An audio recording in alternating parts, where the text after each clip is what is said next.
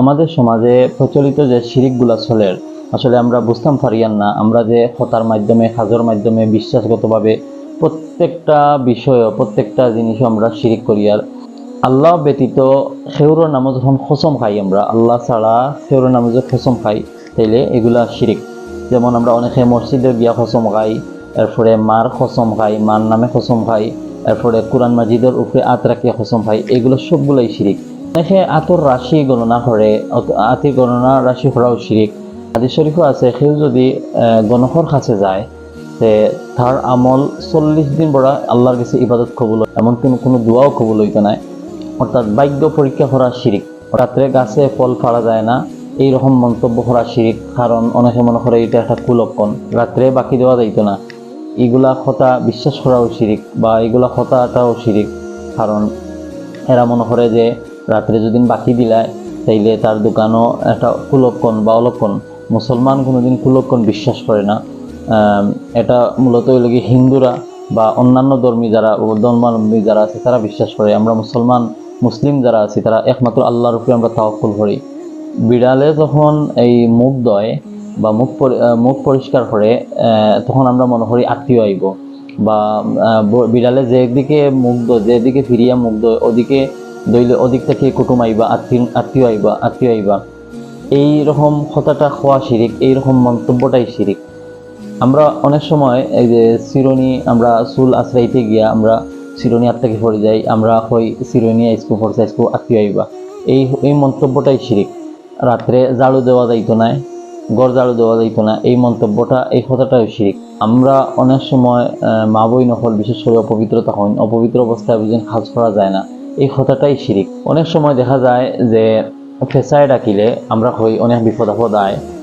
ফেসায় ডাকিলে অনেক সময়, বা বাড়ির উপরে ফেসায় ডাকিলে অনেক সময় হয় আইজ ও বাড়ির মৃত্যু, সেউরোর মৃত্যু হইব, এই মন্তব্যটা করাটাই শিরিক। বাড়িতে ছবি জ্বলাইয়া রাখলে এই ছবি জ্বলানির কারণে শিরিক হয়। অনেক সময় দেখা যায় আমরা কাপড়ের উপরে বা শরীরও ছোট ছোট মাকড় আইয়া পড়ে। আমরা গরম দুধ খাইলে আমরা অনেক হই যে পেটও বেদনা হয়, এই মন্তব্যটাই শিরিক। কারণ দুধের কোনো ক্ষমতা নাই, একমাত্র আল্লাহ, একমাত্র পেটের ব্যথা দিলে একমাত্র আল্লাহ দিন, তাইন রূপ দিন, তাইন শিফা দিন। কোনো ছবিরে বা মূর্তিরে সম্মান করাও শিরিক। কোনো জন্মদিন, মৃত্যু দিবস পালন করাও শিরিক। কোনো বিশেষ দিবস পালন করা শিরিক। যেমন এই যে পয়লা বৈশাখ অনুষ্ঠান, পয়লা বৈশাখ দিবস, বা এইরকম অপসংস্কৃতি যেগুলো আছে, যেগুলা ইসলাম কোনোদিন অনুমতি দেয় না, অনুমোদন দেয় না, এইরকম যত অনুষ্ঠান আছে সব অনুষ্ঠান, সব দিবস পালন করা শিরিক। শহীদ মিনারে যে ফুল দেই আমরা, ফুল দেওয়াটাও শিরিক। মাজারও কোনো কিছু চাওয়া শিরিক। অনেকে আল্লাহর নাম ধরিয়া একজন আরেকজনকে ঠিককারি করে, মফিজ হইয়া রাখে, এরপরে কুদ্দুস হইয়া রাখে, এইরকম গণি বা এইরকম ভাবে একটা ঠিককারি করে। এইভাবে মফিজ বা কুদ্দুস নাম ধরিয়া অনেক সময় ঠিককারি মারা হয়, যেগুলা এক ধরনের শিরিকে পর্যায়ে পড়ে যায় গিয়া। আমরা দেশের ভিতরে একটা কথা প্রচলন আছে যে সকল ক্ষমতার উৎস জনগণ, এই কথাটাই শিরিক। আমরা মন্তব্য করি যে আমরা যদি রুজি না করতাম তাইলে পরিবারে খাইব কিলা, এরকম ভাবে একজন আরেকজনের দমক দেই যে আমি যদি রুজি না করি তাইলে তোমরা খাইবা কিলা খান। এই মন্তব্যটা করা শিরিক। কারণ রুজি তো আল্লাহর হুকুমে, আল্লাহ তোমার রুজি করাই, এগুলা রিজিক আয় আল্লাহর মাধ্যমে, তোমার মাধ্যমে নাই। আমি পরিশ্রম করি বলিয়েই আমি রিজিক প্রাপ্ত হই, এই মন্তব্যটাও শিরিক, এই কথাটাও শিরিক।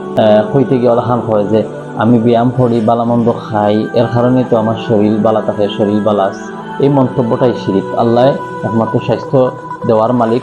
অনেকে মন্তব্য করে যে কেউ হাতে তাবিজ বা হাতের আংটি থাকলে বা হাতের বালা থাকলে এগুলা খোলার কথা কইলে কইবতে যে আমার রোগ বাড়ি দিব, এই মন্তব্যটাও শিরিক। অনেকে হয় যে অমুক ডাক্তার ছাড়া আমি বাঁচতাম পারলাম না, অনেক অমুক ডাক্তার না থাকলে আমার মা বাঁচতা না পারল না, অমুক ডাক্তার না থাকলে আমার আব্বা বাঁচতা না অনেক, এইরকম মন্তব্য করাটাই শিরিক।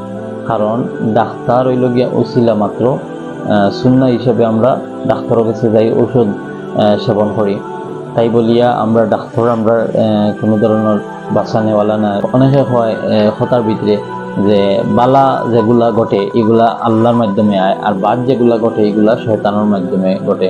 নওজুবিল্লাহি মিন যালিক, আস্তাগফিরুল্লাহ। এইরকম ভাবে আমরা সমাজও অসংখ্য কথাবার্তার মাধ্যমে, আমলের মাধ্যমে বিশ্বাসের মাধ্যমে শিরিক ঢুকে গেছে। আর রাসূল করিম সাল্লাল্লাহু আলাইহি সাল্লাম যখন মেরাজ যায় তখন মহান আল্লাহ পাকে ঘোষণা করছেন, এমনকি ওয়াদাবদ্ধ করছেন যে আল্লাহ রাসূল সাল্লাল্লাহু আলাইহি সাল্লামরা কইরা যে তোমার কোনো উম্মতে যদি কোনো উম্মতের আমলের ভিতরে যদি শিরিক না থাকে তাহলে আমি তার বাকি যত পাপ আছে গুনাহ আছে সবগুলারে মাফ করে দিব।